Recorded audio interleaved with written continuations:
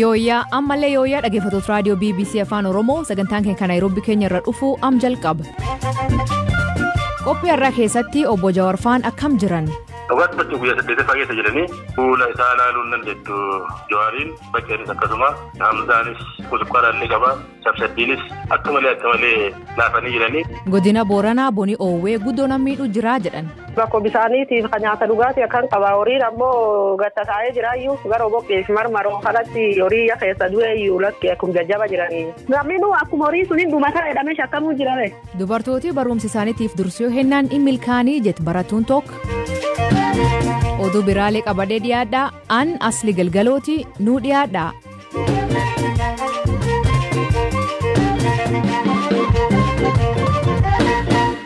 Dhaggeeffattootni oduutiin jalqabaan godina Booranaa aanaa taltalleef dubluqii boonii yookiin hongeen jajjabaatee horsiisee bulaan rakkoo hamaa keessa jiraachuu jiraatonni himan akka odeeffannoo irra arganneetti gandoota hedduu keessatti horiin marra bisaan dhabuun kaan du'anii kaan kaasuu jiran loon bir dabarree lubbuu namaatiifuu sodaachuu jirraa jet baatee duubaa aanaa taltalleerra.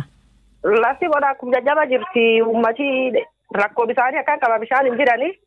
Wanni nyaatanii midhaan wayiileen hin jiranii hageettillee beektaa tajaajiluu hin arganne uummati hageettiin jirtu rakkoo bisaaniitiif kan nyaata dhugaatii akkan qaba horiin ammoo gatta taa'ee jiraayyuu gara boqqeef marmaroo kanatti horii keessa du'eeyyuu lakkee akkuma jajjaba jiranii. Namni beela akkam jira? Namni beelaa fi jajjaba jirame namni akkuma horii suniin dhumataa jedhamee shakkamuu jirame. Horii qofaaniitiyyuu namni sodaachisa wanni nyaatan hin jiru bisaan hin jiran uummati kaan darmadda fa'aa bisaan akka malee namirra fagoo. Kiiloomeetirii dheeraa deemanii madda fa'aatti akkan godaananii kaagarii darmadda sun godaananii haali namni hundinuu akka takka geejjiballee qabaachuu hin danda'u uummati akka malee rakkachuu jira. Gargaarsi tokkolleen isan dhaqqabe. Garee dhiyeenya kana warri sodaa isis balaa ka jedhan kun bisaan wayii saboottiin akkan gegeessanii sullee bisaanii gahaa akka uummata tajaajilanii dhibiinii fi guyyaa tokko fananii faan garee warri qajeelchuun faan dheebuu baatuu malee bisaan gahaan isin malee. Deeggarsi addaa dhibiin kan godhamee fi uummata baruu danda'a jedhameetiin hagammaatti kaa'an tokkollee ni jira. Galatooma waaqii bonirra isa nambisinna. Baay'ee jenne ulfaadha. Hoogganaan wajjir barannoota aanaa taltalleef warri kan hordofu keessaa Abdullachi Duubaa bon jabaa kanaan horiin guddaa huqqatee gargaarsa illee namcuuf dhaqqabuun ulfaataa jedha. Haa ta'u malee horiin bonaan du'e jechuu hin dandeenyu jedha. Horiin bonaan haalatee du'e hagammaatti ragaan isaa hin jiru garuu. Dhibee wayii jira yeroo bonaa hancuuf akkuma beekamu beektaa qaamii horii qabu dhukkuba jaldeema. Dhukkuba booranii awwaarsedhaan dhibee sana jira. Horiin dhibee sanaan du'e ganda Koboqi keessatti horii 15 deengadda ragaa isaa fudhannee jirra. Bonaan odoo hin ta'in sababa dhibee sanaatiin amma ogeeyyii cufachi galchineetiin ogeeyyiillee hedduutu achi jira. Eegar mootummaatiin akka aanaatti haga danda'amu kamiin warra bira jirra. Bonii waan waggaatti maree deebi'u uummata kan irra ittisuuf karoorii mootummaan faanii kaa'ee jira. In jira akka mootummaatti bara kana akkuma mootummaa Itoophiyaatu karoora badhaadhina maatii jedhaniitiin waan beektaa uummata kan boriidhaan irra dandamachiisuuf hojjetan hedduu jira. Waan qaban irra qusachiisuu sa'aatii bonaa odoo hin ta'in roobaatti akka isaan qusatan taasisuu namni kamiyyuu immoo waldaan gurmaa'eetiin hojiilee gar biizineesii kanan nam teessisa waan.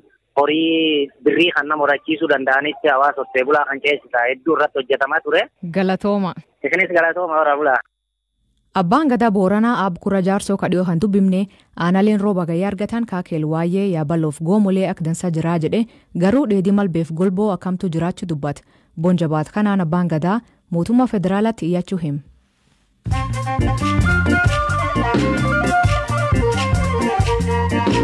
Dhaggeeffattootni oduu gaggabaaboo addunyaa isan beeksifna jalqabaan boodiin filannoo biyyaalessa Itoophiyaa rakkoo qooda gaggeessitoota adda bilisummaa Oromoo jidduu jiru ilaalchisee ibsidheen kan baasen rakkoon jidduu isaanii furuuf yaalii gargaraa taasisuullee milkaa'uu hin dandeenye jedha. Boodichi dabaluun paartichi rakkoo harka qabu hojii raawwachiiftuu hiikuu waan hin dandeenyeef caasalee biiroo paartichaa yaa'ii waliigala gochuun rakkoo isaanii akka furatan yaamichi dabarsinee jedha. Dippiloomatiin Iraan hiriira Firaans keessatti paartii mormituu biyya baqateen qophaa'e irratti boombii dhukaasuu karoorfattee jedhanii hidhaan itti murtaa'e. Asadoola Asaadii Viyeenaatiin baasii Iraan keessa hojjechaa turte manni murtii Beeljiyeem hidha waggaa 20 itti murteesse. Kun yeroo jalqabaa kan qondalaan Iraan gamtaa Awurooppaatti hidham eegii waraaqsaa barkum 1979. Pireezidantiin Taanzaaniyaa lammiilee biyya isaatiin kooronaavaayirasii irraa of ittisuuf qorsa mukaa kaa'umaan irra dhufuutti fayyadamaa jedhe. Magufuliin kan magaalaa Dodoomaa tar dubbate qorsi biyya irra dhufu kuniin isaanii dansaanitii jedhe uladhaa jedhe. Dhaabbati fayyaa addunyaa WHO'n garuu ulacha han irra nam seere ture. Bulchootiin Miyaanmaar eegii aangoo biyyaa fudhattee am Facebook cuftee jirti. Kan isaan jedhaniitti Facebook cufuun tasgabbii biyyaa fiddii jedhe. Hoggantuun biyyaa Saansilchiin hidha ka jirtu himatii irraa banamee jira. Mootummaa US fi UK gudeedaa yookiin buufacha dubartoota Weegas ka Chaayinaan kaampiti hiitee balaaleffata. Gochi kun kan nama rifachiisu ammallee bu'aa jabduu tordofuu malee jedhee dubbii himaan tokko. Chaayinaan gos Weegas tanaa miliyoona olii kaampiti hiitee jedhan.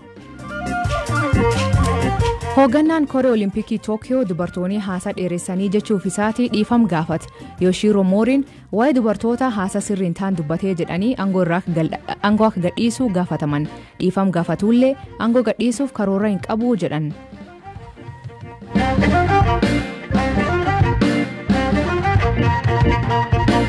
Manni murtii olaanaa federaalaa galmee himaata obbo Jawaar Mohaammeediif nam 24 irratti jecha amantaa fi waaqii fudhachuuf har'aatti beellama.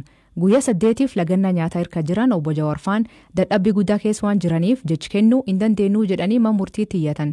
Abbaan alangaa gamisaatiin jechi kennuu namni hin feene akka kateetti fudhatamaa jedha. Haa ta'u malee manni murtichaa yaada abbaan alangaa dhiyeessuufisuun iyyatti himamtoota dhiyeeffatu sababeeffachuun beellam biraa qabate. Dhaddachi irra garuu miidiyaaleef dhaabbilee mirga namoomaaf dhoowwaa ta'e. Maalitti uumamee jedhee waa'il kiyyabtaamuu xibaabuu kan ammoo talaa baasan kan kee jiru gaafadhe.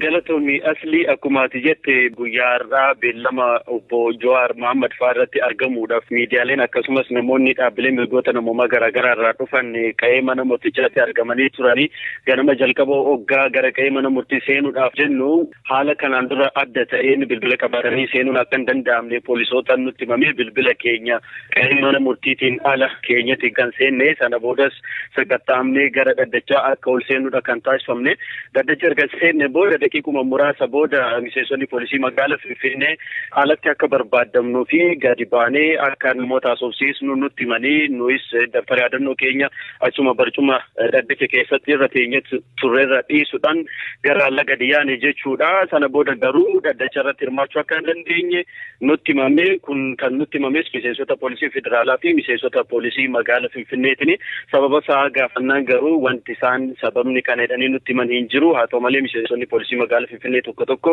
ajaja olii dhufe jechuudhaan nutti himaniiru. Sana boodas daftara yookaan immoo waraqaa yaadannoo keenya dhaddacha keessaa miseensotumti poolisii nuuf fidanii nuuf laatan jechuudha. Haa ta'u malee boodarra dhaddacha erga eegalameen booda dhimmi dhorkamuu miidiyaalee kuni dhaddacha irra ka'ee akka ture abukaatoon obbo Jawaar Mohaammed faa obbo Mohaammed Jimaa nutti himaniiru.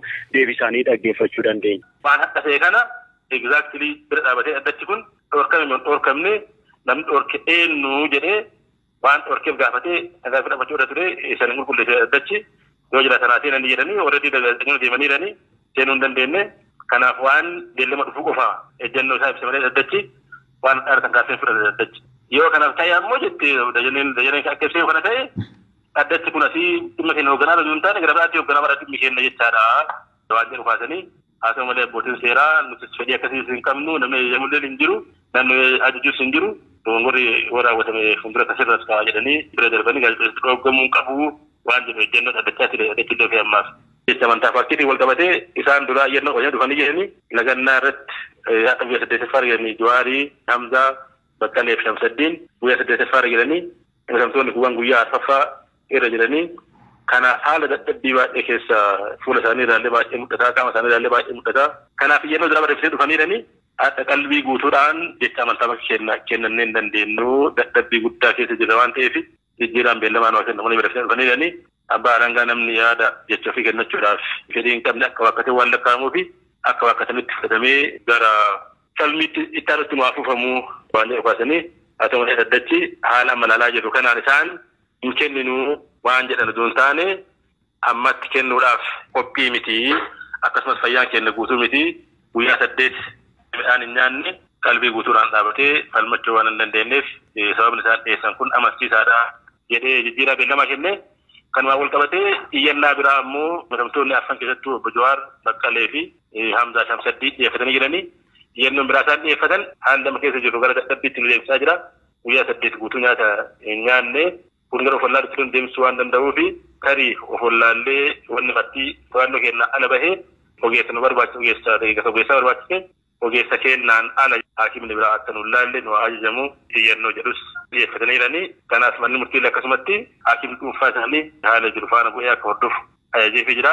Mee obbo Jawaar faanni ka'anii dhaabbatanii dubbachaa turanii dhaddacha irratti haala akkamiirra turan? Dhugaatti bakka guyyaa 8 keessa jedhanii fuula isaa ilaaluu hin dandeettu Jawaariin bakkeenis akkasuma Hamzaanis kusukkaaraallee qaba Shamsaddiinis akka malee laafanii jiranii darmaa wayii aarii keessa darbatanii maatiin seeneera waan jedhu gaafnaan Jawaar aarima keessa jaallalaa jira maatii kiyya namatti keessa beeku hin agarree waan jedhu jecha lama wayii darbatanii akka malee haalli jiru xiqqoo sittiin tolu kana jedhanii ibsuun danda'amu. Namatti sin tolu ibsuunis waan jiru garuu akka malee miidhamanii akka malee miidhamanii.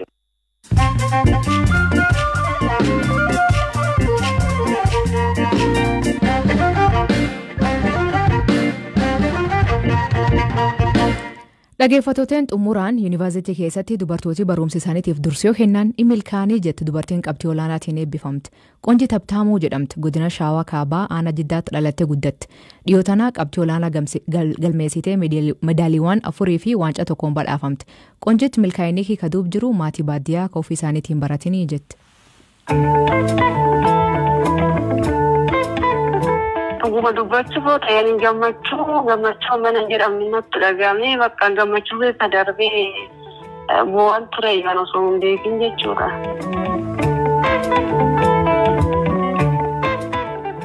Maqaan koo Qonjii Tabtaamuu jedhama. Kanan dhalatte godina Shawaa Kaabaa aanaa Jiddaatti dhalatte iskuulirraa eegalee kanan baradhe mana barumsa muka xurri Raggaasaa Wayyeessaa jedhama. Tooftaa akkamiitiin qo'atta milkaa'ina keetiif wanni si geessise maali? Sadarkaa kanarraa akkan ga'u kan na taasise barumsa koo yeroon dubbisu karoora baaseen yeroo kiyyatti fayyadamee dubbisa. Yeroo barsiisan kilaasitti barsiisu sirriitti hordofaa kan booda yeroon kara mana kootitti galee kan inni barsiisan bara deebiin dubbisaa gara fuulduraatti kan baran deebiin dubbisaa akka yeroo argattetti. Elementarii irratti barataa giddu galeessan ture yeroo san baadiyyaa waan ta'eef dubbisuu yeroo baay'een qabu ture. Anuma barsiisonni galeetti nu barsiisanii hojjeta fatanaadha. Kan booda maatirraa yeroon karaa iskuulitti deemu maatirraa adda bahee karaa magaalaatti waan ta'eef yeroo kiyyatti fayyadamee dubbisaan ture yeroo sanaan karaa sadarkaatti dhufe. Yuunivarsiitii kamitti maal barattee bu'aa natti argatte immoo qabxii natti argatte badhaasa natti argatte maal san natti himi?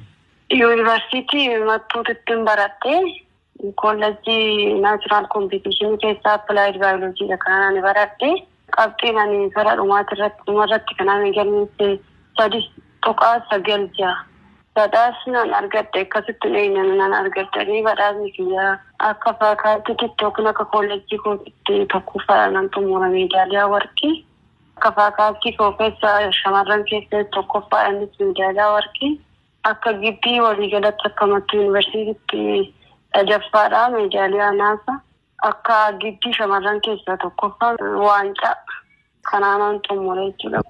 Achi keessa immoo fatanaa yookiin chaalenjii baay'eetu jira. Ani garuu jalqabas muuxannoo ijoolleen as jira muuxannoo naa kennaa turan ijoolleen karaa biyya kootirraa kan jira muuxannoo guddaan qaba ture gara yuunivarsiitii sun jiru yuunivarsiitiin maal akka fakkaatu. Barumsa keenyas eegallaan haala itti dubbifamu ijoolleen hundisaa wanti sodaatamu tokko hin jiru yeroo itti fayyadamtee dubbiste kanan akkuma achiitti hojjechuu dandeessanii milkooftadhanii haala saniin natti manii akkuma angaliin barumsa kootirratti xiyyeeffattee garuu chaalenjii baay'eetu achi keessatti akkuma beekamu biyya keessa wanti jiru jeequmsi sun isaa yuunivarsiitii keessa ni jira garuu haala san keessatti chaalenjii sanii ufuu sanii hin jilbiinfatiin keessa darbeen yeroo kana garuu fatanaa baay'ee tura fatanaa sana immoo obsaan keessa darbuudhanii yeroo kana kanan ta'e. Qonjit ka dubbise Bizwar Qolaanati bag milkooftee Sinjen Qonjit. Dhaggeeffattootteen sagantaan keenya galgal kanaa ganumaa nu eeggatanii nu dhaggeeffachuu keessaniif hedduu isin ulfeeffannaa. Sagantaa kan qopheesse Elias Mulugeetaa gam teknikaatiin Davis Masaaru ka isaniif dhiyeessan Asli Galgalooti yoo waaqe jedh borsaatti akkana walti deebina nagaa waaqa kee bulaa oraa bulaa deebana hangafamaadhaan bulaa.